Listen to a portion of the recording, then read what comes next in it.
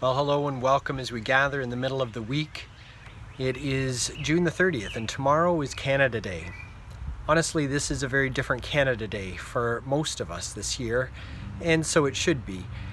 With the news over the last number of weeks of the discoveries on former residential schools, of mass graves of children, it has many of us rethinking who we are as a nation, who we have always assumed we are, what we've assumed are our priorities. And certainly it has us rethinking our attitudes and our relationships with our Indigenous neighbors. As I've said before, this is no shock to our Indigenous neighbors. They knew about this.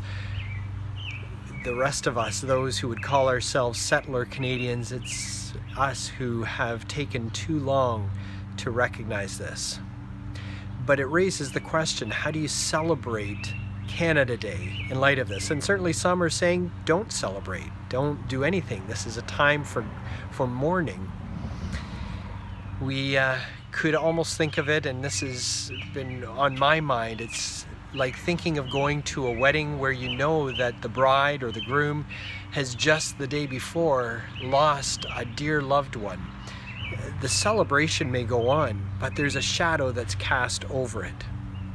And certainly you would walk into that celebration with a reverence and wanting to show respect and courtesy towards someone who is grieving. We do have much to celebrate here in Canada. We want to acknowledge that.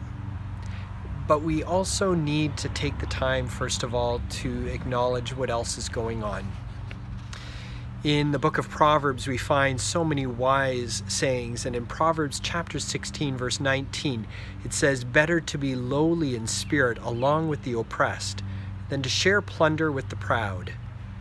And that offers so much wisdom to us because really our history in Canada is very much a history of sharing plunder with the proud. We may not say that we participated in any active way in any atrocities. We may even consider ourselves to be a very enlightened person when it comes to our relationships with the Indigenous peoples of Canada. But so much of what we have has come because we have dishonored and ignored and gone back on treaties that we made with the Indigenous nations of Canada. We have shared in the plunder of the proud in many ways, most of which we wouldn't even think of. And today I think is time to have a lowly spirit, to share a lowly spirit with the oppressed. To take time and consider how our attitudes towards our Indigenous neighbors have affected our thinking, our inaction. Maybe it's time to celebrate something different, to celebrate the cultural diversity that we have in Canada, and to think about cultures that you may not be familiar with, including our First Nations, Métis, and Inuit neighbors. It may be time for us to reconsider that it's not that God gave us this country, but God made this land, and He has given it to people to steward, and given it first and foremost to our Indigenous neighbors, and we have much to learn from them about that. Canada Day is still something that can be celebrated, but our attitude in that celebration is so important right now.